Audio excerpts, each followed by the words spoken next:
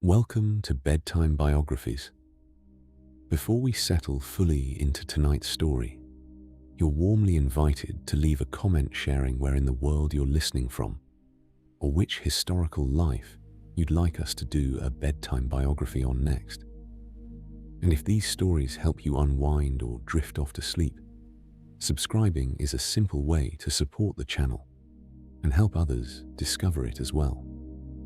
Now, let the candles dim, settle in, and let tonight's story begin. There is a portrait that most people carry in their minds when they hear her name.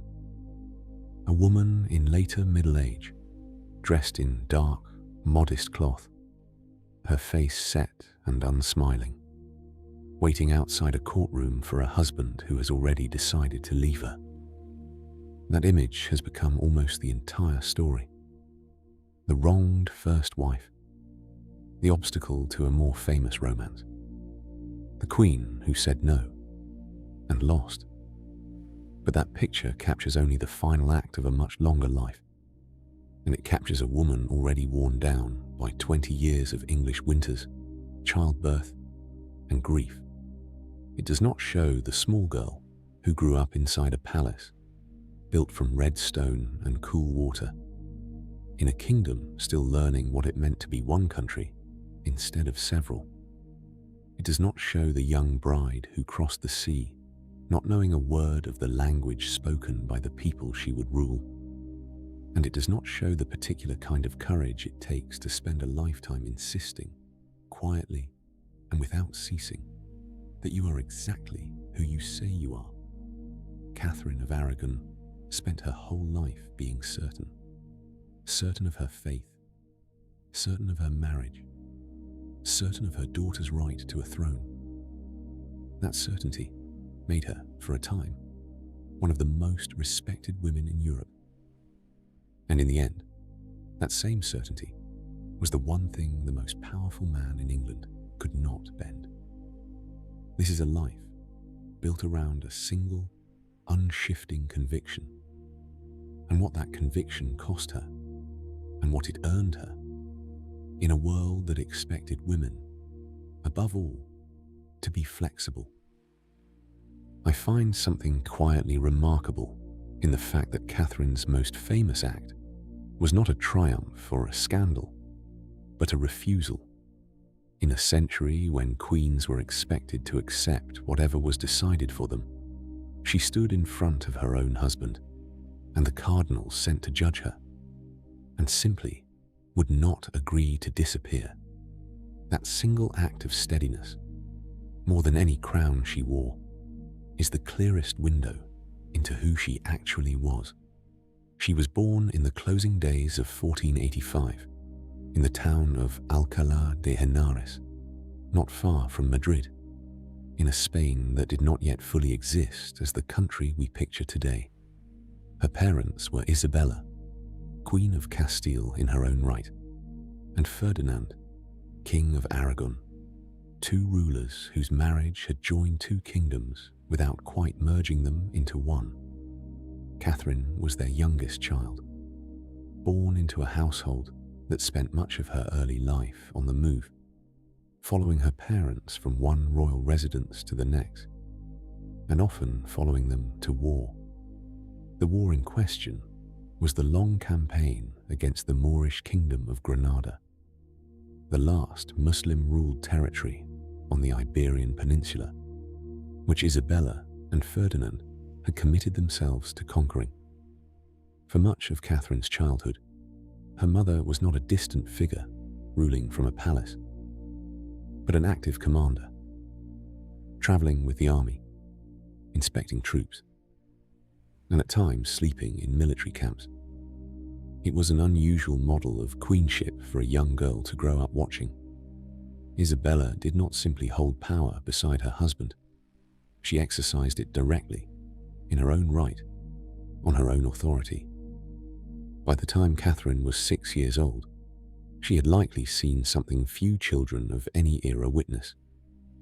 In January of 1492, Granada finally surrendered, ending nearly 8 centuries of Muslim rule in the region. and completing what her parents called the reconquest of Spain. Contemporary accounts describe grand ceremonies, banners changing over the city's towers, a sense among the Spanish court that they stood at the edge of a new age. Catherine, still a small child, grew up inside the afterglow of that victory, in a family that believed devoutly and without much doubt that God had guided their success. That same year, 1492, brought another development whose consequences no one at court could yet measure. Isabella and Ferdinand agreed to finance a Genoese sailor's voyage westward across the Atlantic, and by autumn, Christopher Columbus had returned with reports of land no European had previously charted. Catherine's childhood, in other words, unfolded at the exact hinge point where the medieval world her grandparents had known was giving way to something larger, stranger, and far more global than anyone at the Spanish court yet understood. It would be easy to imagine a childhood surrounded by so much triumph as an easy one. It was not. Isabella took the education of her children, daughters included, with unusual seriousness for the period. Catherine was tutored in Latin, in scripture, in history, in music, and in the kind of needlework expected of a well-born woman, but also in the sterner subjects normally reserved for princes destined to rule. She grew into a genuinely capable Latin scholar, a fact that would serve her well decades later when she needed to argue her own case using theology and canon law rather than relying entirely on advisors. She was also raised inside a family defined by an intense, almost unshakable, religious devotion. Isabella had overseen the establishment of the Spanish Inquisition and the expulsion of Jews who would not convert to Christianity, decisions that reveal the harsher edges of the same convictions that also shaped Catherine's own faith. It is worth pausing honestly on this point, because it complicates any simple picture of the pious, sympathetic Queen Catherine would later become known as in England. She inherited her mother's certainty, and that certainty carried both the capacity for extraordinary personal courage and the blindness common to rulers who believe their cause is beyond question. Catherine's future, like that of most royal daughters, was decided for her long before she had any say in the matter. In 1489, when she was only 3 years old, a treaty was signed promising her in marriage to Arthur, Prince of Wales, the eldest son of the new English king, Henry VII. It was a purely political arrangement, designed to bind England to Spain against the shared rival of France. But it meant that from her earliest years, Catherine's entire upbringing was quietly aimed toward a country she had never seen and a language she did not yet speak. For more than a decade, the marriage remained a matter of paperwork, delayed by negotiation, by dowry disputes, and by the ordinary caution of two royal families, each waiting to see whether the alliance still served their interests. Catherine grew from a small child into a young woman inside this long waiting period, and by the time the marriage was finally confirmed, she was 15 years old, and Arthur was 14. In the autumn of 1501, Catherine boarded a ship at the port of Coruña, on Spain's northern coast, and sailed for England. The crossing was difficult. Contemporary reports describe storms severe enough to force the fleet back to Spanish waters before setting out again. It is not hard to imagine what that voyage might have felt like for a girl who had never before left the country of her birth. Watching the coastline of everything familiar disappear behind rough grey water, moving toward a kingdom whose customs, food, and climate she had only heard described. She landed at Plymouth in early October, to a welcome contemporary chroniclers described as warm and curious. English crowds, by most accounts, had rarely seen a Spanish princess, and there was genuine excitement at the prospect of the alliance her marriage represented. But England itself must have felt startlingly unfamiliar. The light was different, greyer and more diffuse than the sharp Castilian sun she had grown up under. The air was colder and wetter. The language spoken around her was one she had not been taught, and for her first months in the country, she communicated with her new relatives, largely through Latin, a language the English court used far less fluently than she did.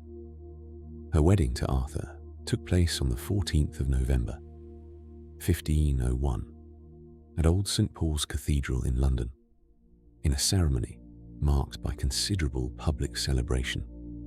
Arthur was described by those who knew him as a thoughtful, somewhat delicate young man, more inclined toward books than toward the vigorous physical pursuits favored by his younger brother, Henry. The two teenagers, thrown together by treaty rather than choice, spent their wedding night at Baynard's Castle, and then rode to Wales, where Arthur held his own household at Ludlow Castle, close to the English border with Wales. In a region known for its damp winters and quiet, wooded countryside, what actually happened between them as a married couple remains, even now, genuinely uncertain. And it would later become one of the most consequential, unanswered questions in English history. At the time, however, no one thought to record such details carefully, because no one yet had reason to care. They were simply a young prince and princess, settling into married life in a cold border castle, learning each other's habits and language, beginning what everyone assumed would be a long, ordinary royal marriage. It was not long. Within months of their arrival at Ludlow, both Arthur and Catherine fell seriously ill, likely with what contemporaries called the sweating sickness, a mysterious and often fatal illness that periodically swept through England during this period, and whose precise modern medical identity remains debated by historians. Catherine recovered. Arthur did not. He died on the 2nd of April, 1502, only 5 months after their wedding, at the age of 15. Catherine, 16 years old, a widow, in a country whose language she barely spoke, whose future in England had suddenly become entirely unclear. Everything her marriage had been designed to secure, the alliance between Spain and England, the treaty her parents had negotiated for over a decade, now depended on a 15-year-old boy who was gone. What followed was not a swift return home, nor a swift resolution, but nearly 8 years of uncertainty, delay, and quiet hardship. A period that would shape Catherine's character as profoundly as anything that came before it. Henry VII, keenly aware of how much political and financial value the Spanish alliance still held, was reluctant to simply send Catherine back to Spain and return her considerable dowry. Instead, negotiations began almost immediately for a new marriage, this time to Arthur's younger brother, the future Henry VIII, who was at that point only 11 years old. A formal betrothal was arranged in 1503, but a genuine marriage could not take place until the younger prince came of age. And even then, complications remained. Because Catherine had been married to Arthur, however briefly, canon law required a special papal dispensation before she could licitly marry his brother. Pope Julius II eventually granted it, but the dispensation itself hinged on a delicate and contested question. Had Catherine's first marriage actually been consummated? Catherine would maintain for the rest of her life that it had not. that she had come to her second marriage as she had left her first untouched, still in the state her faith required. This claim, made quietly and consistently across decades, would one day become the single most explosive sentence of her life. But in 1503, it was simply a private assurance offered to secure a dispensation, not yet a matter that would determine the fate of a kingdom. For the years that followed, Catherine's position in England grew increasingly precarious. Henry VII, uncertain whether the Spanish alliance still served his interests as well as it once had, kept the planned marriage in a state of suspended animation, neither confirming it nor abandoning it outright. Catherine, meanwhile, was left in a strange limbo. She was still, technically, the widowed Princess of Wales, still owed the income and household appropriate to her rank. But in practice, she was often left short of money, dependent on an inconsistent and frequently delayed allowance from her father-in-law, and increasingly isolated from the Spanish court that had once surrounded her. Letters from this period, some of them written by Catherine herself to her father Ferdinand, describe genuine financial hardship. She wrote of being unable to properly pay her own household servants, of having to sell pieces of her own plate and jewelry simply to cover daily expenses, of feeling abandoned both by the English king, who saw little urgency in resolving her situation, and at times by her own father, whose priorities in Spain frequently took precedence over his daughter's difficulties in London. It was a strange, humbling position for a woman who had arrived in England as a celebrated foreign princess, escorted by fleets and celebrated with pageantry. Now she was, in effect, a poor relation, living on the margins of a court that no longer quite knew what to do with her. These years of waiting are easy to skip past in a shorter telling of Catherine's life, treated as a mere pause between her first marriage and her far more famous second one. But it is worth staying with them a little longer, because they reveal something essential about the woman she would become. She was, during this period, entirely without real power. She could not control the pace of negotiations that determined her future. She could not simply return to Spain, since doing so risked forfeiting the dowry and unraveling any remaining diplomatic value in the arrangement. She could not marry anyone else. All she could do was wait, manage a shrinking household as gracefully as possible, maintain her dignity in front of an English court that watched her situation with a mixture of sympathy and indifference, and hold on to her own account of what had and had not happened in her brief marriage to Arthur.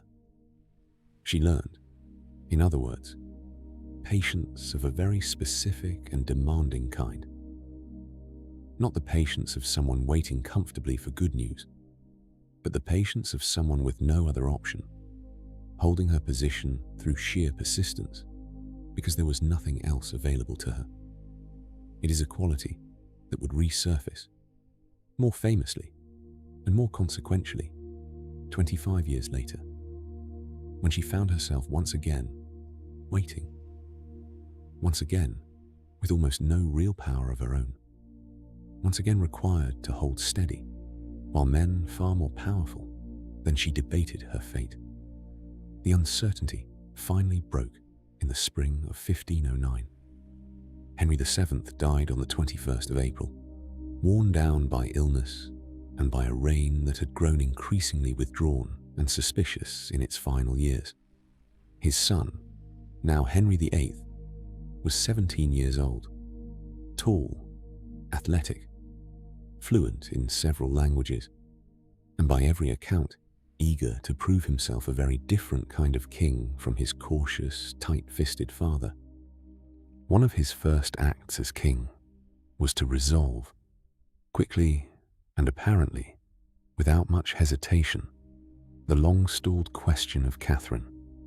Within weeks of his accession, he announced his intention to marry her. The reasons behind his decision remain, to some extent, a matter of historical interpretation.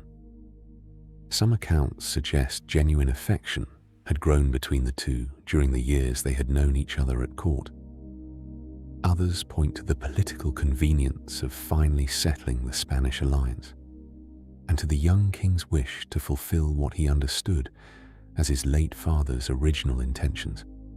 Whatever the mixture of motives, the marriage took place quietly, at Greenwich, on the 11th of June, 1509, just over a month after Henry's father had been buried. Catherine was 23 years old. She had spent nearly a quarter of her life in England, most of it in uncertainty. And now, almost without warning, she found herself queen. The couple's joint coronation followed on the 24th of June at Westminster Abbey, an occasion contemporary accounts describe as marked by extraordinary public celebration.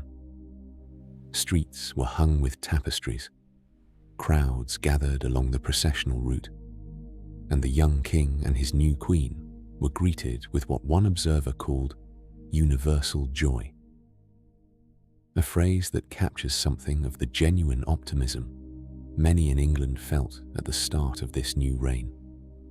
It is worth pausing on this moment because it represents the high point of a very particular kind of happiness in Catherine's life, one that would not return in quite the same form again.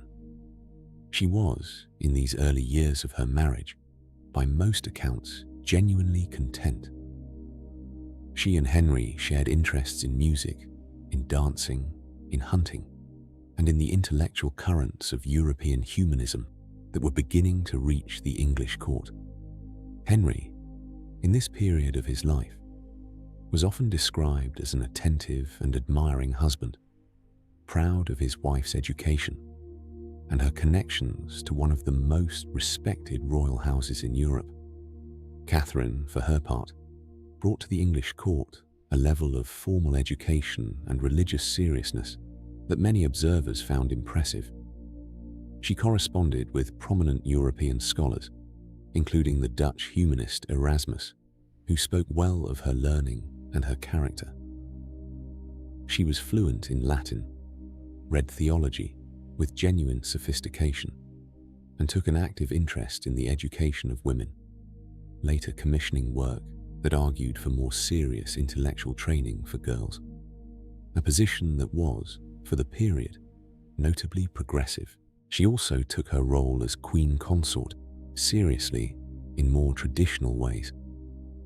In 1513, while Henry was away in France pursuing a military campaign against the French, Catherine was left as regent of England, a role she filled with evident competence. That same year, Scotland, allied with France, invaded northern England, and it was Catherine, not her absent husband, who oversaw England's response. She helped organise the army that met the Scottish forces at the Battle of Flodden, where King James IV of Scotland was killed and the Scottish army decisively defeated. Contemporary reports suggest Catherine intended to travel north herself to address the troops in person, in the manner she had seen her own mother do during the wars of her childhood. Though in the end, the victory was secured before such a journey became necessary. She is recorded afterward, sending Henry, still in France, a piece of the fallen Scottish king's coat, a small, striking detail that reveals both her practical competence in wartime and a kind of steely, almost martial confidence inherited directly from Isabella. This early period of Catherine's queenship, then, was not the story of a passive or merely decorative consort. She was a capable administrator, a genuine partner in governance when circumstances required it, and a queen whose personal reputation both in England and across Europe, stood remarkably high.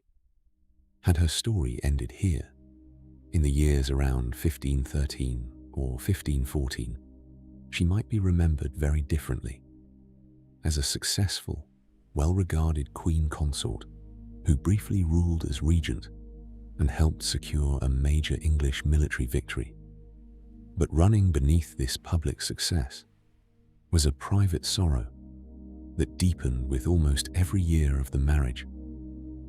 And it is impossible to understand the rest of Catherine's life without sitting with it honestly. Between 1510 and 1518, Catherine was pregnant at least 6 times. The outcomes were, with only one exception, devastating. Her first child, a daughter, was stillborn in January 1510. Later that same year, she became pregnant again, and in January 1511 gave birth to a son, christened Henry, whose arrival was greeted with extraordinary celebration, including days of public festivities and a specially commissioned tournament at which the king himself competed in the joust. The infant prince died before he reached 2 months old. Further pregnancies followed, in 1513 and 1514, both ending in stillbirth or the death of the child shortly after birth. Then, in February 1516, Catherine gave birth to a daughter who survived. She was named Mary. It would be difficult to overstate what this single successful birth meant to Catherine after so many losses, though she and Henry, like most royal parents of the era, still hoped for a son to secure the succession without dispute. One further pregnancy, in 1518, ended once again in a stillborn daughter. After this, though Catherine was only in her early 30s, no further pregnancies are recorded. Her childbearing years, by most historical assessments, were effectively over. It is worth resisting the urge to summarize this string of losses briefly and move on, because doing so risks flattening one of the most quietly devastating aspects of Catherine's life into a single sentence of historical background. 6 pregnancies, 5 losses. Contemporary medical understanding offered little explanation and less comfort. There were no words yet for the kind of grief involved in repeatedly carrying a child toward what everyone hoped would be a living, healthy prince, only to bury that hope again and again. Catherine's letters and the accounts of those close to her during this period suggest a woman who bore these losses with outward composure, continuing her public duties, her patronage of scholars and religious institutions, her role at court, even as the private cost accumulated year after year. There is a particular kind of loneliness in grief that must be carried quietly, in public, without the full acknowledgement that might come more easily to someone whose sorrow was allowed to be visible. Catherine, as queen, did not have the luxury of visible collapse. She was expected to remain composed, gracious, and steady, regardless of what she had just endured in the birthing chamber. Whatever she felt in private during these years, we do not have direct access to it. What we do have is the pattern of a life that kept moving forward, a woman who returned again and again to her duties, her correspondence, her devotions, even as the one outcome she and all of England most wanted, a living son, continued to be denied her. By the early 1520s, the shape of Catherine's marriage had begun to shift in ways that were not yet dramatic, but were nonetheless unmistakable to those who watched the court closely. Henry was still, by most accounts, outwardly respectful of his queen, and the two continued to appear together at the ceremonial occasions that structured Tudor royal life.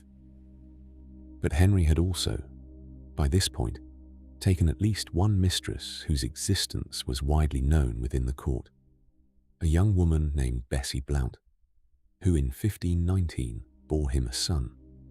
The boy was acknowledged by Henry and given the name Henry Fitzroy, an honour rarely extended so openly to an illegitimate child of a reigning king.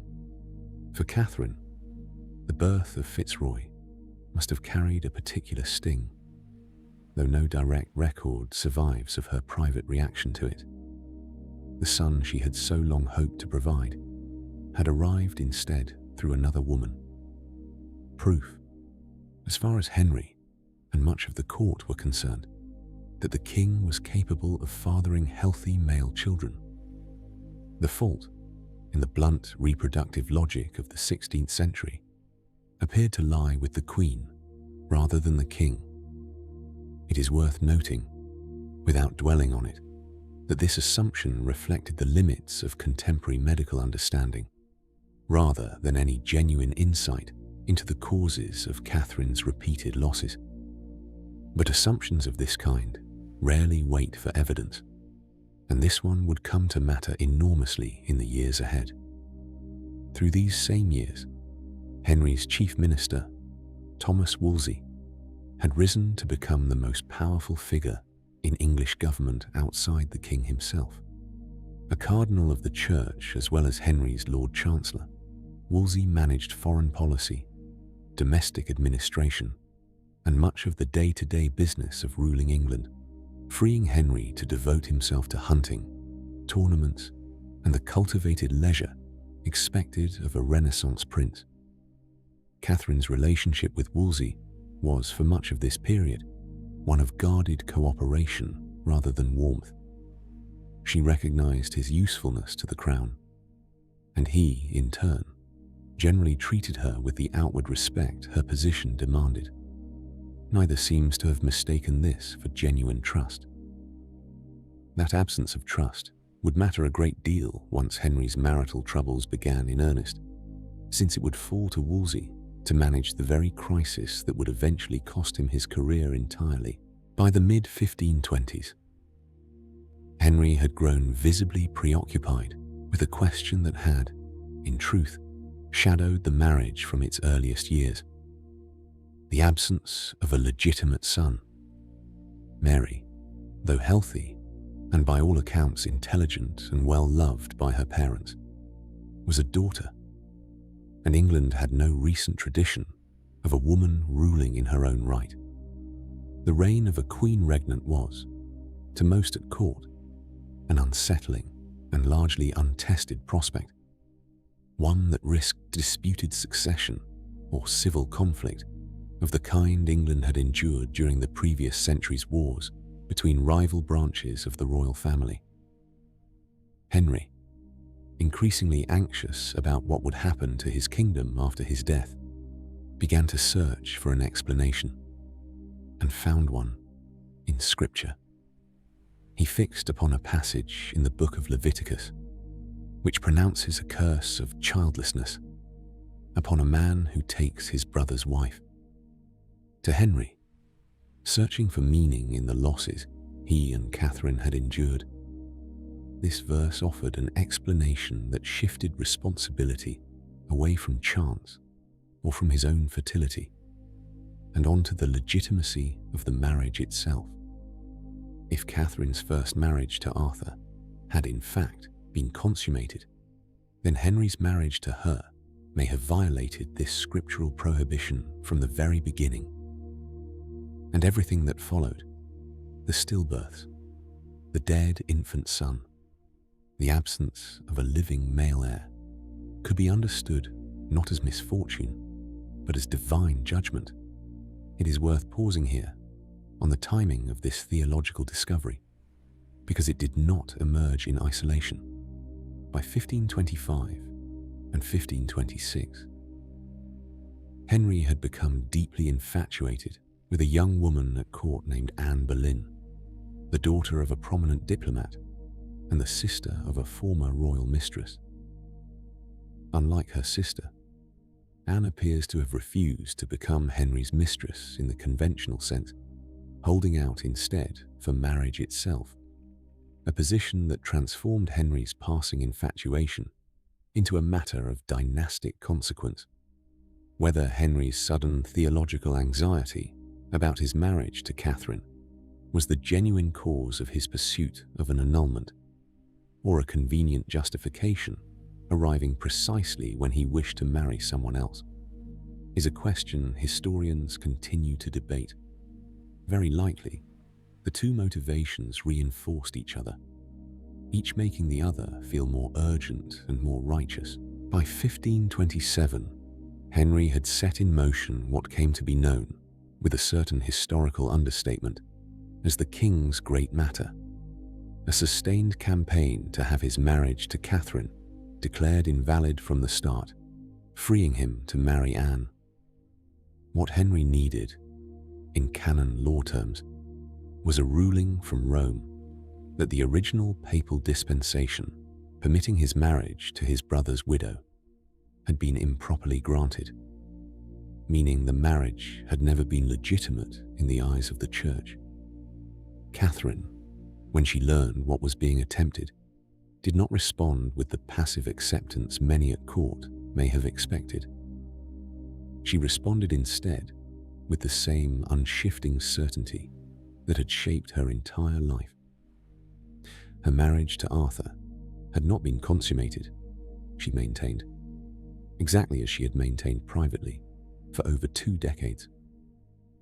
She had come to Henry as a virgin.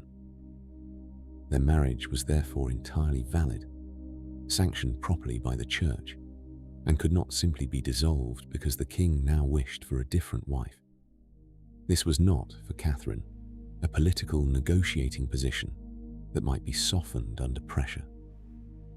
It was a matter of simple truth, and of her immortal soul, and of her daughter's legitimate claim to the English throne. She would not bend it, whatever the cost. What followed was one of the longest and most closely watched legal and theological struggles of the 16th century, one that would eventually reshape not only Henry's marriage, but the entire religious structure of England. In May of 1527, Wolsey opened a secret ecclesiastical inquiry into the validity of the king's marriage, hoping to resolve the matter quietly before it became public knowledge. Catherine, however, learned of the proceedings almost immediately and refused to treat them as a private matter to be settled behind closed doors. She insisted instead that the case be heard properly, with full right of appeal to Rome, and that she be allowed to defend herself as any accused party would.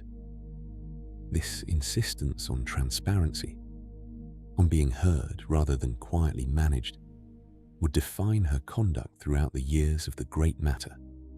The case eventually moved to a formal legatine court, convened at Blackfriars in London in June of 1529, with 2 cardinals presiding, Wolsey and an Italian legate named Lorenzo Campeggio, sent by Pope Clement VII to hear the matter jointly with him. It was here, on the 21st of June, that Catherine produced the moment for which she is now most remembered. Rather than remain seated in her assigned place as the court proceeded, Catherine rose, crossed the floor of the hall, and knelt directly before her husband in front of the assembled cardinals, bishops, and courtiers. Contemporary accounts describe her speaking to Henry directly, reminding him that she had come to him as a true maid, without touch of man, and asking what fault of hers had merited such treatment after more than 20 years as his loyal and obedient wife. Having spoken, she rose, and rather than returning to her seat, walked out of the hall entirely, ignoring the officials who called after her to return. She would not appear before the court again, declaring that it had no proper authority to judge her marriage, since only the Pope himself held that power. It is difficult to overstate how extraordinary this act of public defiance was, both for its courage and for its calculation. Catherine had, in a single gesture, refused to accept the legitimacy of the proceedings against her, appealed directly and publicly to her husband's own conscience and memory, and removed herself from a process she believed was rigged against her from the outset, all while doing so with the outward dignity of a wronged wife rather than an angry one. Whatever combination of genuine emotion and deliberate strategy shaped that moment, its effect on those who witnessed it was significant, and it has echoed through English history ever since as one of the most vivid scenes of the entire Tudor period. The Blackfriars Court ultimately produced no verdict. Campeggio, likely under instruction from Rome to avoid a ruling that would embarrass the Pope regardless of outcome, adjourned the proceedings that summer without reaching a decision, and the case was subsequently recalled to Rome itself. For Henry, this delay was intolerable. For Wolsey, it was fatal. Having failed to secure the annulment his king demanded, Wolsey was stripped of his offices within months and died the following year before facing what would likely have been a treason trial. Catherine, meanwhile, remained technically queen, still residing at court, still appearing at state occasions beside Henry, even as Anne Boleyn's household dole grew increasingly prominent and increasingly close to the king's own. It was, by every account, an excruciating arrangement, one that placed Catherine in the position of continuing to perform the public role of wife and queen, while privately understanding that her husband wished her gone. She endured this uneasy proximity for several more years, refusing every suggestion that she withdraw quietly or accept a diminished title that would have settled the matter without further conflict. The stalemate with Rome and Catherine's continued refusal to yield eventually pushed Henry toward a solution far more radical than anyone had anticipated at the start of the great matter.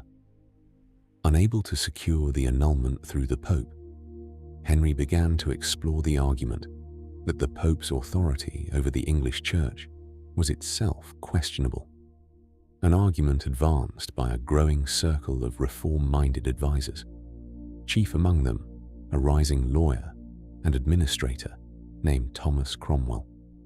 Over the course of 1533 and 1534, this argument hardened into Gosselin policy. Parliament passed a series of acts severing the English Church from Roman authority, culminating in the Act of Supremacy, which declared Henry himself the supreme head of the Church in England. This break with Rome, one of the most consequential events in English history, cannot be separated from the private drama of Catherine's marriage. It began, in large part, as a solution to a problem the Pope had refused to solve.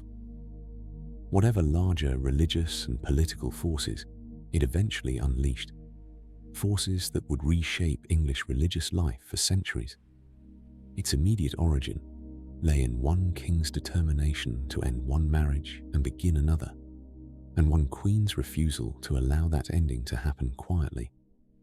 By January of 1533, Henry had already secretly married Anne Boleyn, who was by then pregnant.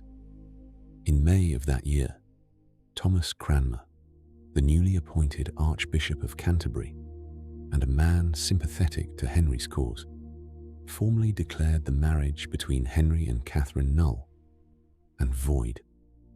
Catherine was informed that she was no longer queen, but merely Dowager Princess of Wales, a title that recognized only her earlier, brief marriage to Arthur, and denied that her marriage to Henry had ever legally existed at all. She refused, for the remainder of her life, to accept this title, or to respond to any correspondence addressed to her under it. She continued to sign her letters as Catherine the Queen until the day she died. The human cost of this ruling extended well beyond questions of title. Catherine was removed from court entirely and sent to live in a series of increasingly remote and modest residences, first at the Moor in Hertfordshire, then eventually to Kimbleton Castle in Cambridgeshire, a damp, aging fortress far from London and from the daughter she loved. Her household was steadily reduced, her allowance cut, and she was pressured repeatedly, through both persuasion and outright threat, to accept the annulment and the lesser title that came with it. She refused every time. Perhaps the cruelest consequence of Catherine's steadfastness fell not on her, but on Mary. Now declared illegitimate under English law, Mary was stripped of her position as princess, separated from her mother, and placed under considerably reduced circumstances in a household where, by her own later accounts, she was treated with open hostility by those loyal to the new order at court. Catherine and Mary were forbidden from seeing one another, a separation that lasted for the remaining years of Catherine's life.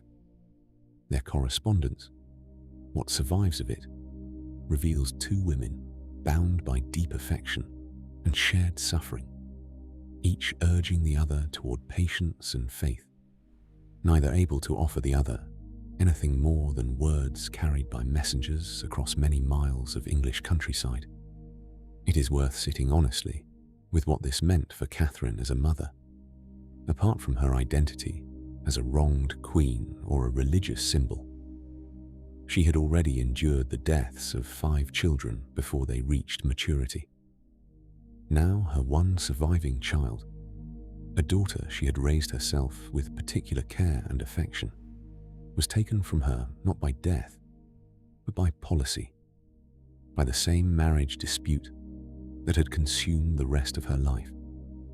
Letters from this period show a woman who continued to advise Mary on matters of faith and conduct from a distance, who worried over her daughter's health and safety, and who never once suggested that Mary should encourage her mother to yield simply to make the separation end. Catherine's final years at Kimbleton were marked by increasing physical decline, isolation, and a household kept deliberately small by royal instruction. The castle itself was cold and poorly maintained, its walls thick with damp from the surrounding fenland air. And Catherine, whose health had never fully recovered from the losses and pressures of the preceding decade, grew visibly weaker through the autumn and winter of 1535. She continued, even in this diminished state, to occupy herself with needlework, with her devotions and with what correspondence her restricted circumstances still allowed. In early January of 1536, sensing that her strength was failing, Catherine dictated what would become her final letter, addressed to Henry. In it, she called him her most dear lord, king, and husband, expressed forgiveness for the pain he had caused her, and asked that he look kindly upon their daughter after her death. She closed the letter with a line that has since become one of the most quoted sentences of her life, an assurance that her eyes desired him above all things.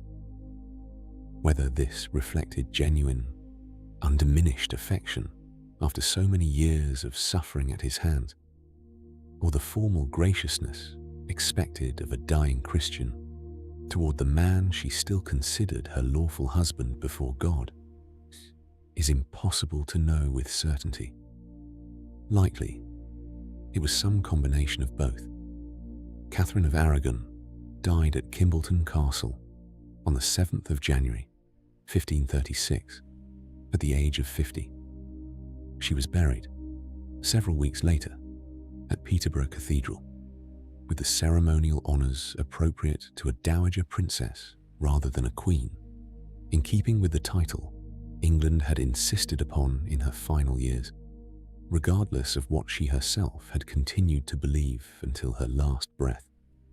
When news of Catherine's death reached Henry's court, the reaction, at least as recorded by contemporary observers, was startling in its apparent lightness. Henry is said to have dressed in yellow the following day, a colour some chroniclers associated with celebration, and to have presented his young daughter Elizabeth, born to Anne Boleyn 3 years earlier, to the court with evident pride, as though a burden had finally been lifted. Whether this response reflected genuine relief, a public performance intended to settle any lingering questions about the legitimacy of his second marriage, or something more complicated underneath, is difficult to judge from this distance. What can be said is that the woman who had spent nearly 3 decades as his wife, who had once ruled England competently in his absence, who had borne his children and buried most of them, was mourned by him, if at all, very quietly and very briefly. Anne Boleyn, watching this same news arrive, is reported by at least one account to have wept, not from sympathy for her rival, but from an understanding, sharpened by her own precarious position at court, of how easily a queen's fortunes could turn. Her instinct proved well-founded. Anne had not yet produced the son Henry so urgently wanted. Elizabeth, like Mary before her, was a healthy daughter, rather than the male heir the entire upheaval had supposedly been undertaken to secure. Within 4 months of Catherine's death, Anne herself was arrested, tried on charges of adultery and treason that most historians now regard as fabricated or at best deeply unreliable, and executed at the Tower of London in May of 1536. The woman for whom England had broken with Rome, for whom Catherine had been pushed from the throne and separated from her daughter, outlived Catherine by less than 5 months. There is a bleak symmetry in this sequence of events that Catherine herself, had she lived to see it, might have recognized as a kind of vindication, though nothing about it would likely have brought her comfort. She had always maintained that her marriage was valid before God, and that any departure from it would bring consequences. Whether one reads Anne's swift fall as divine judgment, court politics, or simple historical coincidence, it did nothing to restore what Catherine had lost, and it did nothing, in the short term, to improve the circumstances of her daughter. Mary's own path through the years following her mother's death remained difficult for some time. Under continued pressure from her father's court, and fearing for her safety amid the volatile politics surrounding Anne Boleyn's fall and Henry's subsequent marriages, Mary eventually signed a formal submission, acknowledging her own illegitimacy and her father's supremacy over the church. A document she is reported to have signed with considerable private anguish, having promised her mother she would never yield on matters of conscience. It was, in many ways, the last and most painful consequence of Catherine's long refusal, a compromise extracted from a grieving daughter who had watched her mother suffer for the very positions she was now being asked to renounce. Yet Mary's story did not end there. Following the deaths of Henry, and later of Edward, the son Henry finally had with his third wife, Jane Seymour, and after the brief, contested reign of Lady Jane Grey, Mary herself ascended to the English throne in 1553, becoming England's first queen to rule in her own right, exactly the outcome Catherine had spent her final years insisting was rightful and possible. Mary's reign would prove controversial, and, in its efforts to restore Catholic practice to England, through often severe means, deeply troubled.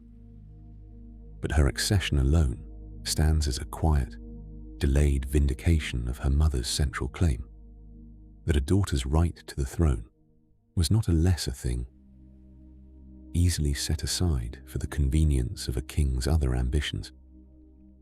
Catherine's legacy, in the centuries that followed her death, took shape slowly and often unevenly, filtered through the shifting religious and political currents of English history. For much of the Protestant historiography that dominated English accounts of the Tudor period in the centuries after her death, Catherine was frequently cast as a somewhat tragic but ultimately marginal figure, the old, foreign, Catholic wife, whose removal cleared the way for the more consequential reign of Anne Boleyn's daughter, Elizabeth, and for the broader Protestant Reformation in England. This framing, understandable given the religious commitments of many of the historians who shaped it, tended to underplay both Catherine's own considerable political competence and the genuine injustice of how she was treated. More recent historical scholarship has worked to recover a fuller picture of who Catherine actually was, separate from her role as the discarded first wife in someone else's more celebrated story. This is a woman who governed England as regent during a moment of real military crisis, and did so with evident skill. A woman whose education and intellectual seriousness were recognized across Europe, and who used that education, in the end, to argue her own legal and theological case with genuine sophistication, even against the combined pressure of the English crown and its most capable lawyers. A woman who endured repeated pregnancy loss with a composure that reveals nothing of the private cost, because the sources simply do not allow us to see behind that composure, only to infer from the pattern of her life how heavy that cost must have been. And she was, above all, a woman whose defining quality was an almost immovable certainty. The same trait her mother Isabella had carried through years of war and consolidation in Spain, passed down and reshaped in a very different context. An English court that ultimately had no institutional mechanism for accommodating a queen who simply would not agree to disappear when asked. It is worth returning, near the end of this story, to the central contradiction that runs through Catherine's entire life. The very quality that made her, for 2 decades, an admired and capable queen, her steadiness, her refusal to be moved once she believed she stood on solid ground, was the same quality that made her impossible for Henry to simply manage or persuade once his own wishes had changed. A more flexible woman, a queen more willing to accept a quiet settlement, a reduced title, a graceful retirement to a convent with her dignity and some portion of her wealth intact, might have spared herself, and perhaps her daughter, considerable suffering. Catherine chose instead to hold to what she believed was true, regardless of the cost. And the cost, in the end, was very great. She lost her marriage, her title, her position at court, years of contact with her only surviving child, and ultimately her health and her life, worn down in a damp, remote castle, far from the world she had once helped govern. But it is worth asking what she gained by holding that line, because the answer is not nothing. She died, as far as the historical record allows us to judge, still believing herself to be exactly who she had always claimed to be, the rightful Queen of England, a woman who had come to her marriage bed with nothing false or hidden about her, a mother whose daughter's claim to the throne was legitimate, regardless of what any court in London or Rome might decide. She was never forced, despite years of pressure, to say otherwise. In a life defined by circumstances almost entirely outside her control, arranged marriages, political alliances, the reproductive expectations placed on royal wives, the sudden and devastating reversal of her own husband's affections, This single, stubborn insistence on the truth as she understood it was very nearly the only thing she was able to fully choose for herself. She chose it, and she did not let it go. There is something in this that resists the easy categories we often reach for when telling the stories of royal wives from this period. Victim, or rival, or footnote to someone else's more dramatic story. Catherine was, in her own right, a formidable political figure for much of her life, shaped by a mother who ruled a kingdom, and by a faith she never once set aside. Even when setting it aside would have made her final years considerably easier.